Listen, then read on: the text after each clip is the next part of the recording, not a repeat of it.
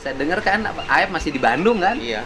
Masih rileks-rileks aja kan, walaupun tidak mau muncul ya kecuali damping pengacara. Mereka dengan begitu membabi buta melaporkan klien kami.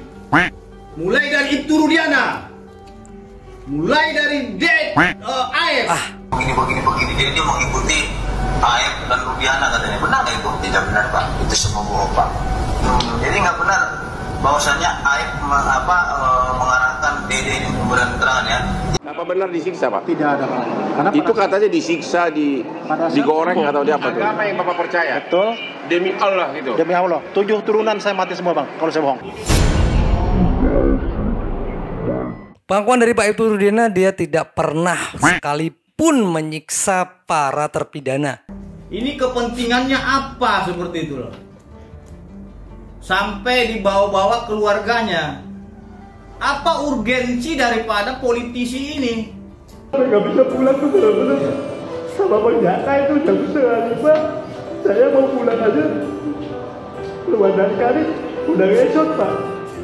Hey man, welcome back is channel NFX. Senyumnya gila.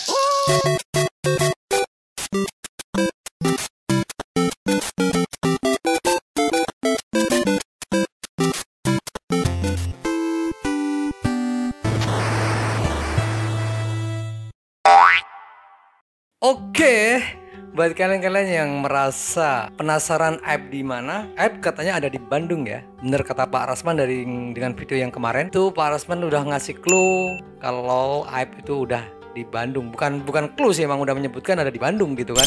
Hargai upaya Aep untuk menghubungi saya. Ini lagi, apakah benar Bapak Rudiana itu menjemput saudara Dede ini agar dimintai keterangan, dan di dalam mobil katanya diarahkan oleh Bapak Rudiana agar dia menjelaskan ada aksi lempar-lemparan, kejar batu, ada pemukulan bambu dan lain sebagainya macamnya. Itu keterangan si Dede ini benar nggak itu? Tidak benar Pak Rudiana. Keterangan si Dede itu tidak benar Pak. Tidak benar ya? Sama sekali Pak Rudiana tidak pernah menjemput dia ya? Tidak pernah Pak. Nah, dan tidak pernah Pak Rudiana mengarahkan dia ya? Tidak pernah Pak. Oke. Nah, satu lagi, saya dengar itu saudara Aep kata dia saudara Aep itu meminta dia untuk mengantar ke polsek atau polres kan gitu. Nah, terus tiba-tiba sampai di polsek kamu jadi saksi gitu dari itu. Tidak benar itu. Nah, nanti kamu ikuti saya aja. Nanti kamu bilang begini. Jadi dia mengikuti Aep dan Rudiana katanya. Benar nggak itu? Tidak benar Pak. Itu semua bohong Pak. Jadi nggak benar bahwasanya Aep mengarahkan Dede ini memberikan keterangan ya. Tidak benar. Nah, pada waktu malam 27 Agustus 2016 itu Dede melihat nggak itu pelemparan itu dan kejar-kejaran itu? Melihat Pak. Melihat. Jadi di tanggal 27 Agustus itu Dede itu bersama saya Pak. Jam 10 malam itu saya di rokok sama beliau Pak. Kenapa kata dia tidak melihat? Sekarang dia bilang tidak melihat adanya aksi kejar-kejaran. Nah, di situ makanya saya sempat bingung juga sama Dede. Kok bisa berubah keterangan pas ketemu Dede Mulyadi? Padahal beberapa bulan yang lalu itu dia sempat pernah diperiksa juga Pak di Polres Karawang. Oleh dari Kapolda juga, cuman diperiksanya di Polres Karawang Pak.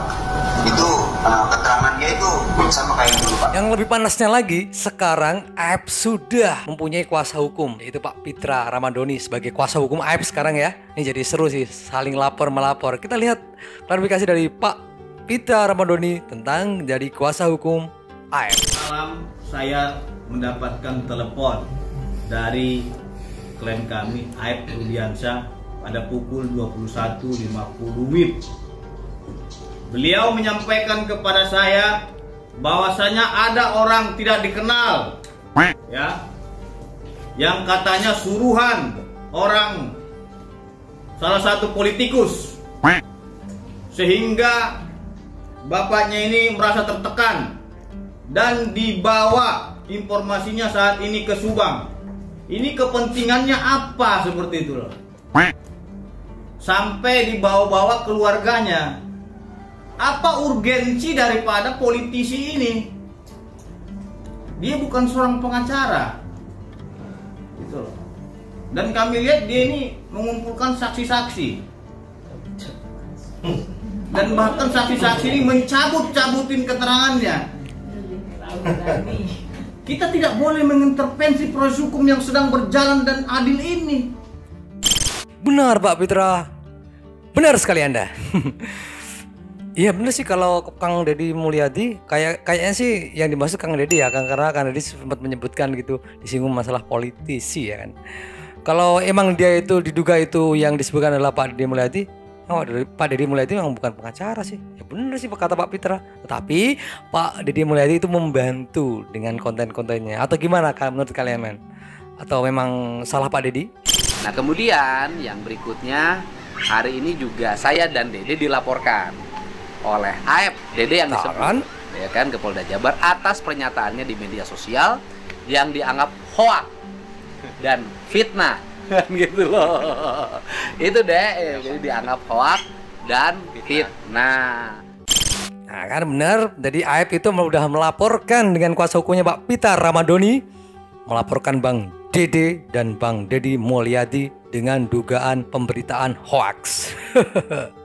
Mereka dengan begitu membabi buta melaporkan klien kami. Mulai dari Ibtu Rudiana, mulai dari AF, mulai dari Pasren dan Kapi. Begitu bangganya mereka. Ini telah kita laporkan karena mereka kesaksian palsu katanya.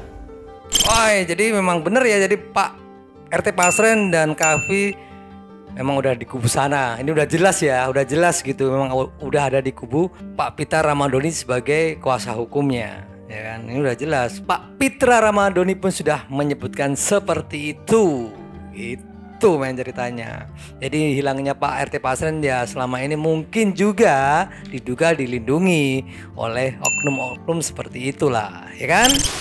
Kan sekarang Dede dilaporin, saya dilaporin ke Polda Jabar, walaupun nama saya tidak disebut, sebutnya politisi saja. Nah, kan, bener ke Polda kan? Jabar loh. Dede gimana sikapnya sekarang? Ya terima aja sih Pak. Mau terima? Terima aja. Ya mau gimana lagi? Ya itu mah masing-masing, mau ngelaporin mau enggak ya terserah. Saya terima aja. Wih, ayo Bang Dede semangat, kalau memang merasa ini kebenaran harus ditegakkan. Terima aja ya. Iya. Mau di persidangan di mana? Ayo. Cuman kan sebelum Dede dilaporin kan AEP-nya sudah dilaporin oleh keluarga terpidana di Mabes Polri. Iya, Pak. Jadi sebelum meriksa kita, buktikan dulu AEP tuh bohong apa enggak di Mabes Polri ya. Iya. Bila perlu juga masalah di Polda ditarik aja di Mabes Polri, jangan dipisah-pisah. Sekalian semua bareng. Iya bareng di Mabes semua Polri aja, jangan dipisah-pisah. Yang satu di Mabes, yang satu di Polda. Kan polisi juga polisi Republik Indonesia. Iya. Gitu di Polda nanti aja. Nanti kalau kemudian AEP tidak terbukti berbohong, baru kita diproses gitu kan atas berita hoax. Bener nih, jadi saling lapor melapor gitu kan, ceritanya begini begitu gitu. Saya dengar kan AEP masih di Bandung kan? Iya. Masih rileks-rileks aja kan, walaupun tidak mau muncul ya kecuali damping pengacara. Tapi kalau hoax atau tuduhan yang membuat penderitaan 7 terpidana jauh lebih jauh Pak. Lebih menyakitkan, lebih menderita, parah kan, seumur hidup penjaranya. Bener, AEP jadi memang ada di Bandung dan rileks aja ya. Jadi AEP udah mati, salah besar tuh berita-berita itu, ya kan? Bener nggak? Jadi ini ada pesan dari Bang Dede untuk AEP. Kita coba lihat ya. Ngomong sama AEP dong.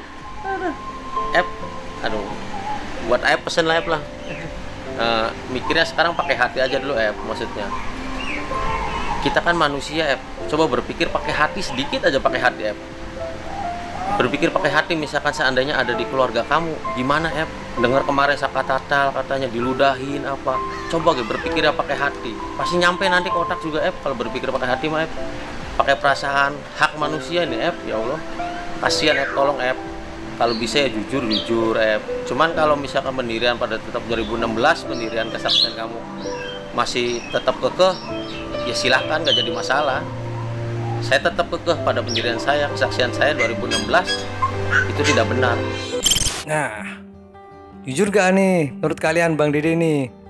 Jujur gak gitu kan? Benar gak gitu? dia membuat pesan untuk Mas Aep tersayang. Dan di sini Ibtu Rudiana juga ikut keluar, ikut speak up, ikut berbicara. Kalau kemarin di makam anaknya almarhum Eki, dia rada-rada ini ya, rada-rada sedikit aja bicara. Dan di sini Ibtu Rudiana berbicara tentang masalah penyiksaan 7 tersangka waktu di BAP. Kita lihat videonya.